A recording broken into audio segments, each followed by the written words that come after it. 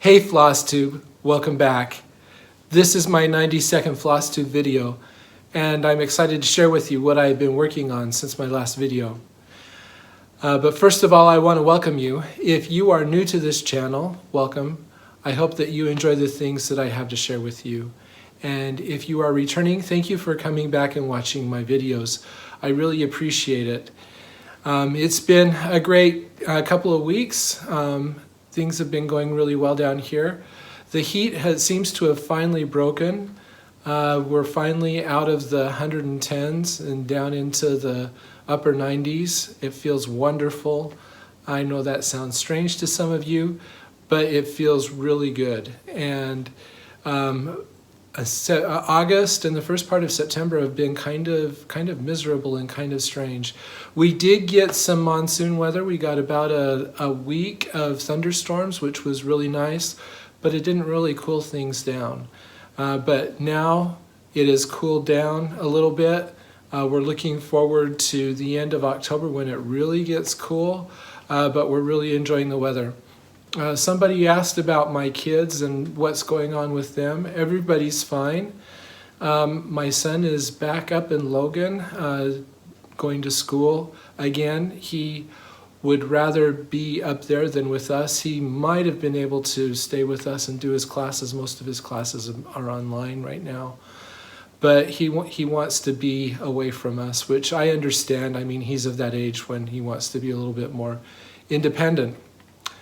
He has a job as a TA for a math class, and he's learning how to teach college students how to add fractions right now. He's in the pre-college algebra class is what he's TAing. He has two sections that he's TAing, and I think that's really good for him to be able to do that. My daughter, the last time I told you about her, she was back home temporarily, waiting to find out where she was going. If you remember, she was in Mexico City for training and then was going to go to Argentina to serve a mission for our church. She has been reassigned to Orem, Utah, and is in basically the northern part of Utah County in Utah. And is having she seems to be really happy and is having a good time, and is learning a lot about serving other people and teaching. As of right now, if things were to open up into Argentina before she has 6 months left, which means around February, if things were to open up, she would get the opportunity to go back to Argentina. Or to actually go to Argentina, I should say. We are hoping that she gets that opportunity, but we're just kind of waiting to see what has happened. My other daughter is down in Tucson, working on a PhD, and she is having good experiences down there. So everybody's fine. We are back to the house is kind of quiet and empty again, and that's just kind of the way it goes. So things have kind of calmed down since the summer when we had everybody home. Okay, so I guess let's just get into it. I'm really excited to share with you what I have been working on, and I have a lot of progress to show you. So let's get started. First of all, I think the last video that I made, I said that I was going to do a new start. I had spun the wheel on my Tiny Decisions app, and it came up new start. And when I made the video, I said I still hadn't decided what I was going to start, and I gave you a couple of possibilities, and then I completely changed my mind. I reserved the option to do that, and none of those possibilities are what I actually decided to start. My wife gives me a hard time because she says, "You said you were going to do this." And I said, well, I can do whatever I want. I can do whatever I want. So I decided to change things up from what I was talking about. So basically, neither of the projects that I was talking about was really calling to me. And I decided I wanted to start something small because I am getting to the point where it feels like I've got too many projects, and I want to start something, but I don't want to start something that's going to be in my queue for a long time. And so I decided to start this. This is Karoline Beringer by Summer's House Stitch Works. If you remember, Lori, Mischievous Stitches, sent me this, and so I decided I ought to start it. Karoline Beringer, although it's actually a German sampler, so she probably pronounced her name Karoline Beringer, or something along that line. So anyway, I really like this sampler, and mostly because I really like the bold colors that are in it. So I was really excited to start this. And so I'll show you how far I got with it. It is really small, and I think I could have stitched it in a week. But Lori sent me the floss that she had left, and I didn't even think about ordering more floss. I just thought I'll just start with what I have and decide what I'm going to do. Well, it turned out that I had a couple of colors that disappeared really quickly. So I only worked on this a couple of days, and I'm waiting for floss to come so that I have enough to be able to finish it. But this is how much I was able to do. So I finished one alphabet, and I'm pretty much through the second alphabet. There's 3 alphabets and then her name. And each alphabet is a little bit bigger and a little bit more complex. So yes, I really like this cursive alphabet, and then these block letters are really cool also. And like I say, I really like this. This is stitched, the pattern calls for wool. This is actually wool. It's not cotton floss, it's wool. And I really enjoyed working with it. This is a 32 count Cream Belfast Linen. So it's 32 count, and I'm only stitching with, it's thick enough that I only need to stitch with 1 strand. So it's really nice. I have really enjoyed working with it. I really enjoyed stitching with the wool. And I have to confess, it reminds me of the wool that my grandmother used when she did needlepoint. So it almost felt like going back a little bit to some of my heritage, I guess. This is what it feels like to stitch with wool. So anyway, and like I say, that it really turned out nice, and I'm excited to be able to finish this. It's small enough that I think I have about another week's worth of work on it. It wouldn't take too much to finish it. So the next time it comes up, I should be able to finish it. So thank you, Lori, for sending me this. I'm really enjoying working with it. Okay. Now, since I only worked on that a couple of days because I ran out of floss, I had a choice. I could either go to my English Garden Sampler or one of my other whips, and I just decided I'm going to start something else. I can do whatever I want. So I went through and tried to decide what I wanted to start, and like I say, those 2 pieces that I said I was going to start, neither of them were still talking to me, but I wanted to do something. I'm overloaded with samplers right now, so I wanted to do something full coverage again. I wanted to add a full coverage piece. And so I decided this is really calling to me instead. This is Sunshine and Shadows. This is a graph made by Graphs by Barbara and Cheryl. I've already stitched 2 of their designs. The first one that I stitched was a perfect setting, which is the picture of the house that's on an island off the coast of South Carolina. And then I also stitched Verandas of South Battery, which is a picture of houses that are in a row that are in South Battery, which is a neighborhood in Charleston, South Carolina. So I've already stitched those. This is my third Grafts by Barbara and Cheryl, and I have always been intrigued by this, mostly because, and I think this is the way it was with A Perfect Setting too. I am intrigued by the way the light plays in this, because you've got sunshine over here and shadows over here, and I really like the colors. I really like this, and as I looked at it, I decided this would be a fun stitch. So that's what I did, and I think I got a good start on it. I'll show you what I've got. I am stitching it on 32 count Ivory Lugana. The color doesn't really matter because it's full coverage. I don't think the color would matter, but ivory looks good. And then I'm stitching it with 2 strands of floss, DMC floss, of course. So this is what I've been able to accomplish.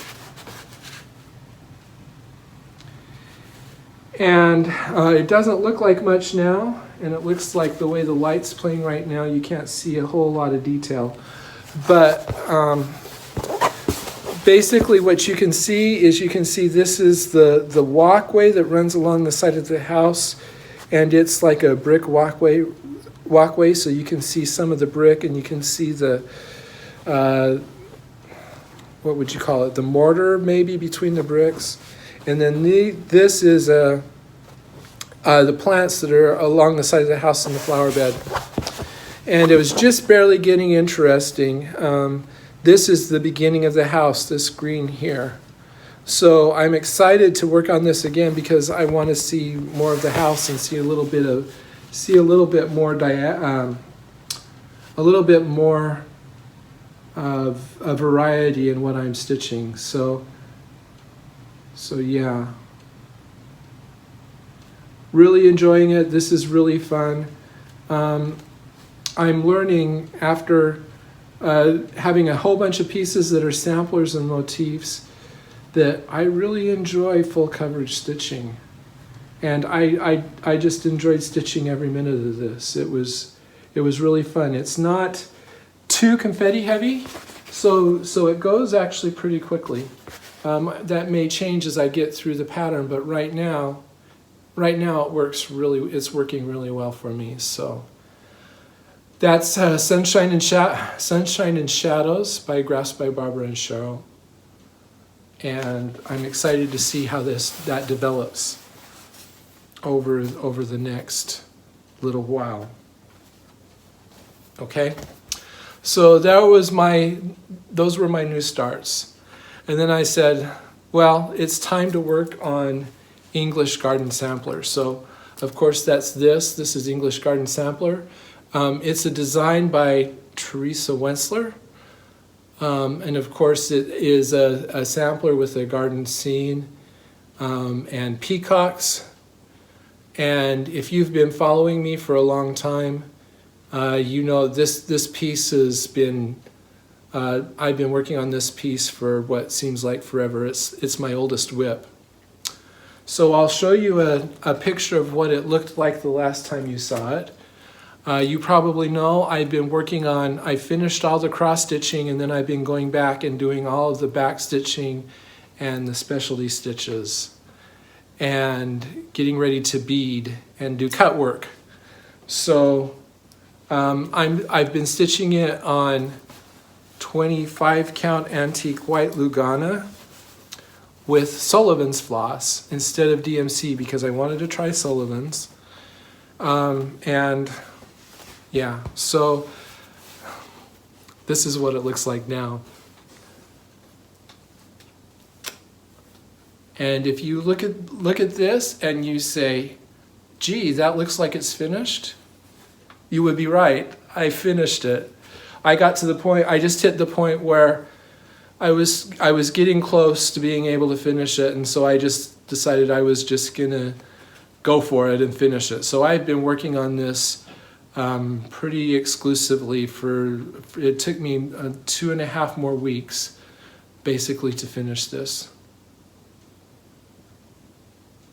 Okay, so I'm going to give you a little bit of a tour of this because there are a lot of details that I want to point out, and it's not going to look as good as it does in real life because it has beads, and I just don't think that the camera will pick up the beads as well as you can see them in life. My Instagram photos have been kind of disappointing as far as the beads go. But I'm going to try to give you a close-up so that you can kind of get a feel for what's going on. So as you can see, first of all, we'll look in the border, and there's beads all the way through here. There's 2 different colors of beads that go through the border. There's beads in this medallion in a diamond shape, and then they surround each of these areas. I'll try to move it around a little bit and hope that the light bounces off of them enough that you can kind of see what's going on. So you have all of these beads through here. With the garden scene also has pearl beads. I thought these were leaves. Actually, I think they're flowers because there's pearl beads all the way through here. You can see the peacock has beads in its tail. It has a blue and a lavender bead, which are looking really nice. And then you have this. I think I was working on this the last time I showed you. I was working on the lazy daisies in here. So I finished the lazy daisies. And then there's beads. There's pearl beads on the top and the bottom of this band. And then there's beads going right through the middle of the lazy daisies also. There's a pink bead and a purple bead. I'm a little bit disappointed because the purple bead is a different size than the pink bead. I would have liked them to have been the same, but I don't know if that is characteristic of the 2 colors of beads that I use, or if it's a quality control issue and I just got a package of beads that were smaller than normal. But still, it looks really good. And one of the advantages of the beads is I think it tends to hide some of the unevenness of the lazy daisies. Anyway, and then you have more lazy daisies and satin stitches through here with beads below all the lazy daisies. There's beads in this border around the topiary trees. Of course, you've got the alphabet, and then this border repeats from the top.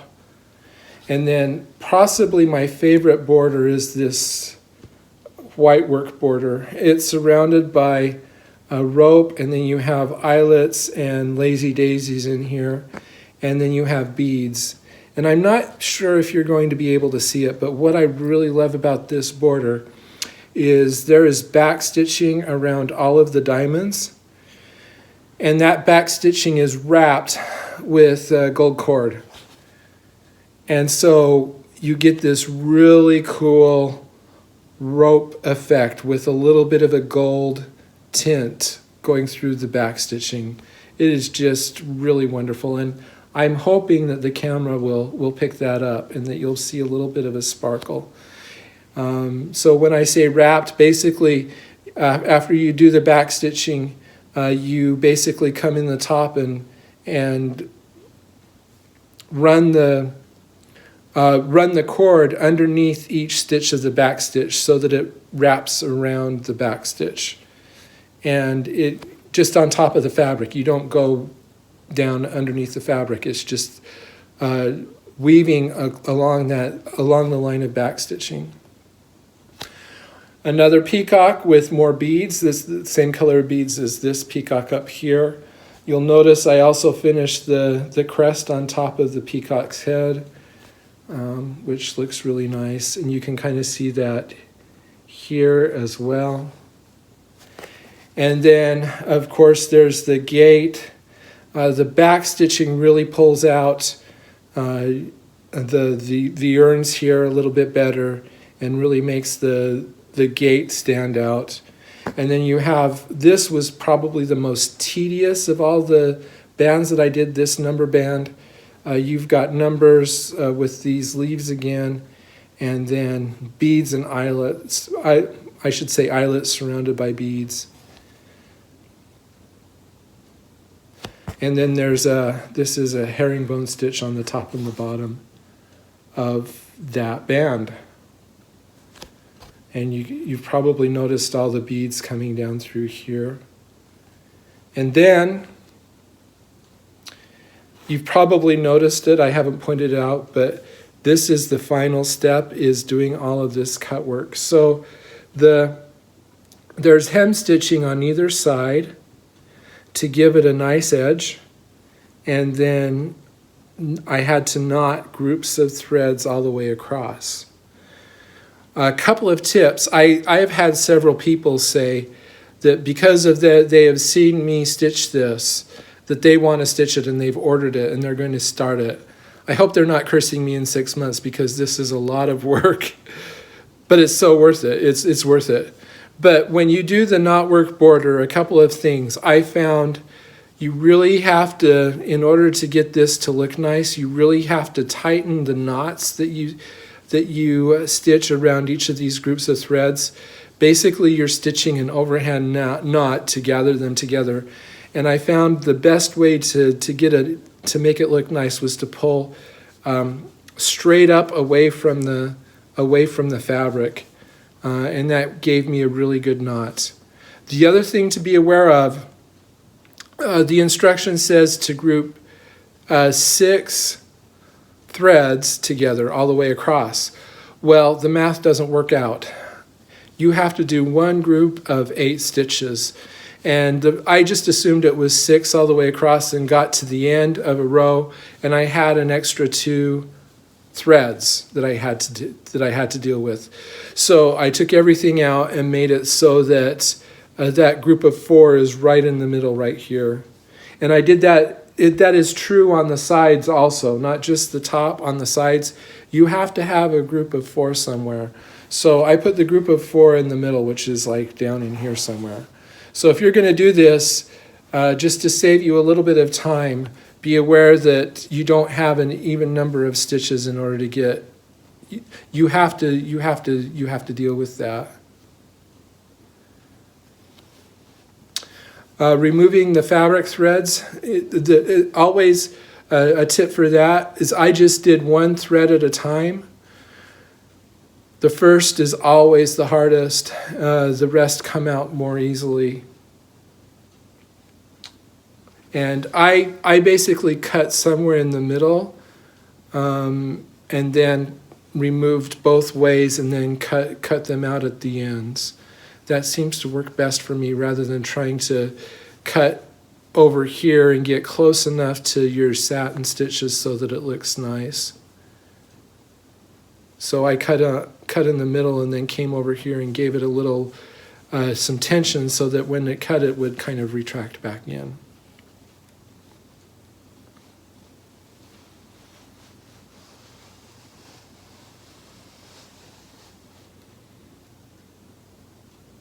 So this is English Garden Sampler by Teresa Wentzler. I should say the beading was really easy and went really quite quickly. I did an X in each bead because I wanted them to stand up straight, and that turned out to be not very difficult at all. So this is my second piece that I've done that has had a significant amount of beads. And I am just really, really happy with it. It's nice and sparkly, and it has been a long journey working on this piece, partly because I have pushed it to the side to work on other things several times. It has been neglected several times, and that is part of the reason why it has taken so long. But it is well worth the effort. So yeah, like I say, I'm really happy with this. So I also had a viewer ask me that when I started putting on beads, that I would share with you how I ended up doing that with my scroll frame.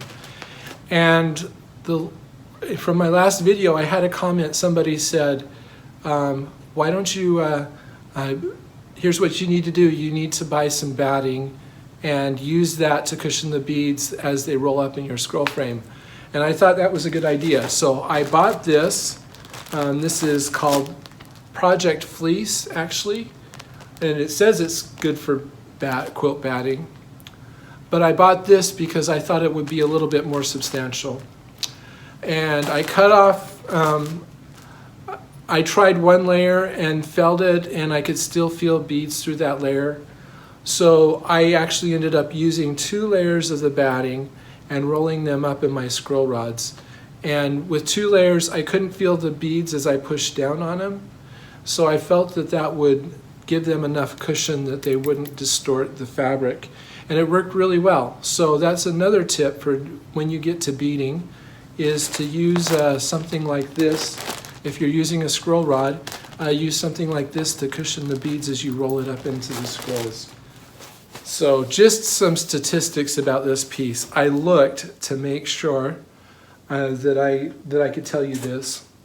I started English Garden Sampler on May 1st, 2016. So I've been working on it for over 4 years. I think that was even before I started making videos. So it's been a long time, and I'm sure people have gotten tired of seeing it so many times, but it's finished. So over 4 years working on it, of those 4 years, I actually worked on it 153 days. And of those 153 days, 43 of those days was doing the back stitching and the specialty stitches and the beads and the cut work. Okay, so that's I didn't expect that. That's like a month and a half, right? So a long time just getting through, and the border is the most intense part of it, right? Especially with the specialty stitches. That border took forever for me to fill in all the specialty stitches. That is really the most intense part of the design. The garden scene is very confetti heavy, so it takes a lot of time to actually do the cross stitching.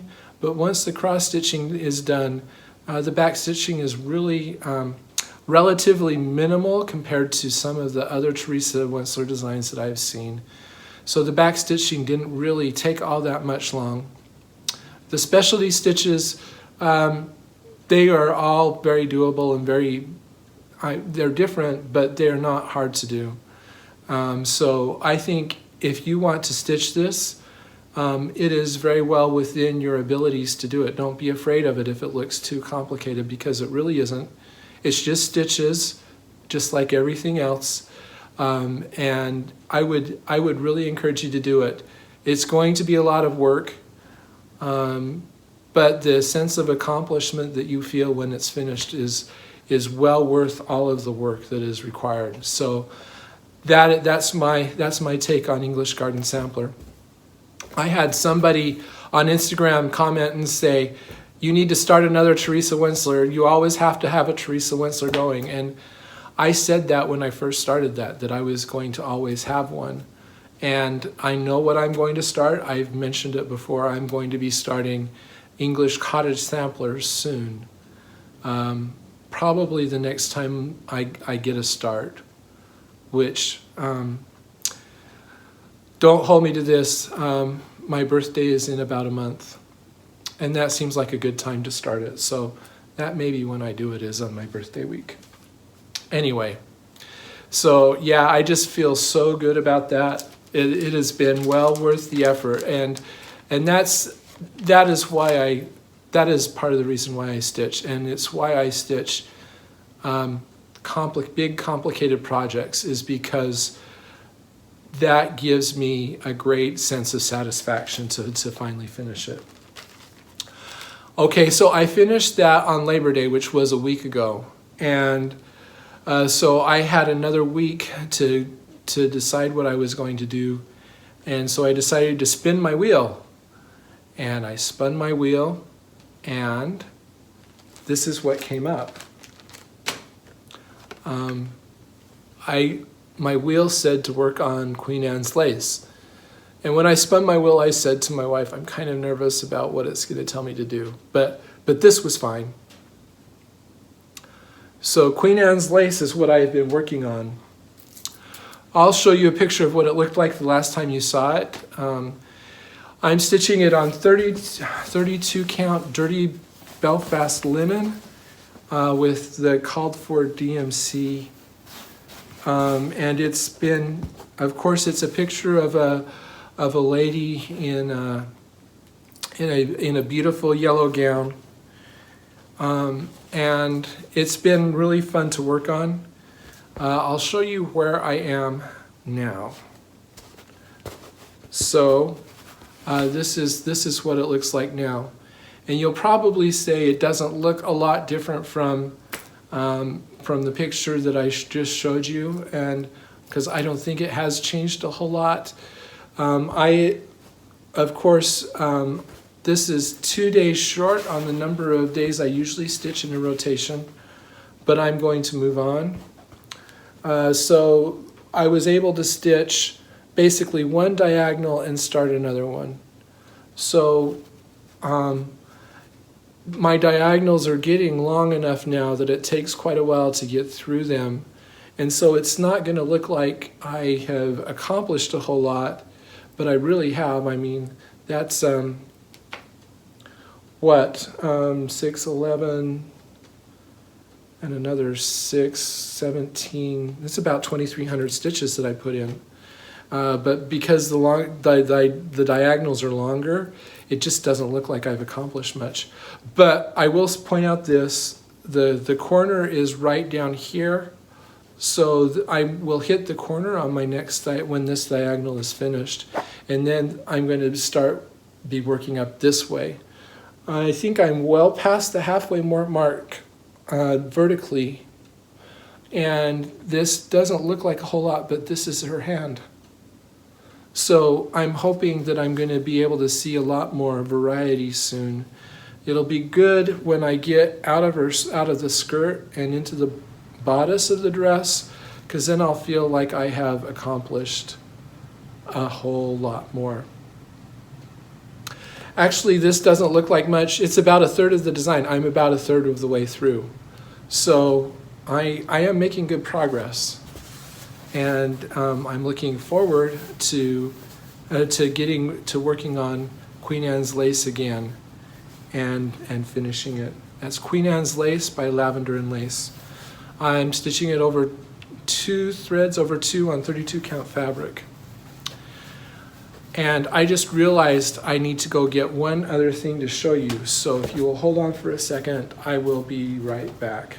Okay, I'm back. I had to get the project I'm working on this week. So last night after I finished working on Queen Anne's Lace, I spun my wheel again, and I was excited to see what it would tell me I needed to do. And this is what it told me to do. It told me to do Medieval Town Mandala by Chatelaine. And of course that's this. This is what it looked like the last time you saw it. This is on 32 count Antique White Linen. And it's Belfast Linen. And you can see I've stitched the center, and now I'm working on the frame around the outside of the center. So I'm going to be filling in these boxes, and then we'll see how much I get through. I know that there's like a gold band that runs all the way around this that I'll have to stitch next also. I think I'm going to do the specialty stitches as I go, but I'm going to wait till the end to attach the beads.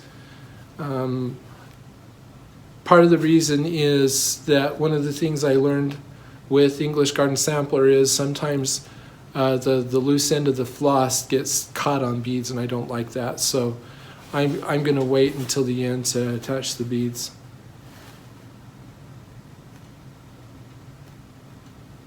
So yeah, like I say, it's been, I started this in May and I haven't touched it since. So it's exciting to come back to it. And I had a whole bunch of starts in May, and I haven't stitched on any of them since I started them. They're really starting to feel neglected. And I'm going to kind of show you that. I've got a couple of charts that I want to show you because I decided it was time to kind of take stock of where I was. We are in the 9th month of the year, and we've got 3 months left. So it's kind of time to start thinking about how the end of the year is going, I think. So I decided to take a look at my graphs this morning and share with you some stuff. So the first thing I'm going to show you is this is a Pareto of the number of stitches that I've worked on each project this year. And this is really kind of interesting to me because you'll see there's just a handful of projects that I have put a lot of stitches in. And then there's a whole bunch of projects that are like down almost nothing. Part of the reason of that is I think as I've thought about it, I have concentrated on really 3 projects this year to get them done. I've concentrated on the 4 seasons that I finished. That was my first finish of the year. And then, of course, in March, I stitched that The Lord is My Shepherd, and I concentrated completely on that month. And then, of course, the English Garden Sampler, I have been concentrating on that ever since May when I decided that I was going to work towards finishing it. So you can kind of see that in this graph, that there's just a handful of projects that have received a lot of attention and everything else has not received very much attention. Just to emphasize that a little bit more, here's a graph of the number of days that I have worked on each project this year, and you will see the same thing. You'll see the projects that I've spent a lot of time on, and then there's a lot of days that are not. A lot of projects that haven't received a lot of attention. So one more graph to kind of emphasize this. This graph is every month a cumulative number of cumulative number of days for each project by month. And so what you'll see is as I work on a project, the number of days increase. And you'll notice that I have a couple of projects that have a lot of days left on them, or that I've been working on for a long time. And then you have at the top, there's a whole bunch of little bars, and that's everything that I've started that I haven't worked on. So all of those things that I haven't worked on very much need to get a little bit of attention. So that's kind of what I'm going to be doing is I'm going to be working through spending time throughout my entire rotation instead of concentrating on a few projects. I'm really excited to see what this graph looks like next month because that bottom green section is English Cottage Sampler, and it's going to disappear next month, and that's going to bring my cumulative days down quite a bit. It'll be nice to get that off the graph. That graph kind of annoys me sometimes when I see a great big huge block like that. Okay, so just as an overview to see where I'm going, this is where I've been. This is kind of interesting to me too. Here is my annual start trend, and you'll see that I have started 11 projects this year. And that is the same number that I started last year. So I'm kind of right where I was last year as far as starts go. And then here's the number of finishes that I have on an annual basis. And you'll see that I've finished 5 projects. That's the number of projects that I finished last year. So it kind of looks like I'm right where we've got 3 months left, 3.5 months left of the year. So as of right now, I am, as far as starts and finishes go, I am where I was last year, which is kind of interesting. I know that there's going to be at least one more start. I don't know if I'm going to be able to finish. Well, I might have one finished. Karoline Beringer should be finished by the end of the year. So I'm hoping for at least one more finish. I don't know if I'm going to have any other finishes. Most of my projects are like halfway finished and are going to need some attention in order to get even close to be able to finish them. So there's kind of an overview of where I stand, and I thought it was kind of interesting. I think that those graphs kind of give me a good overview of how things have gone in 2020. Okay? So that is all that I have to share with you. As always, you can follow me on Instagram if you want to see my daily progress, if you want to see how I do with my chatelaine. You can follow me on Instagram this week and see how I do. As always, I really appreciate your comments, and if you have any comments or questions, leave them below and I will answer any questions that you have for me. If you haven't, subscribe to my channel, please, and that will give you the opportunity to more consistently see when I post videos. And as always, feel free to like this video if you have enjoyed watching it. I hope that you have a great week and that everything goes well with you, and we will talk to you later. Goodbye.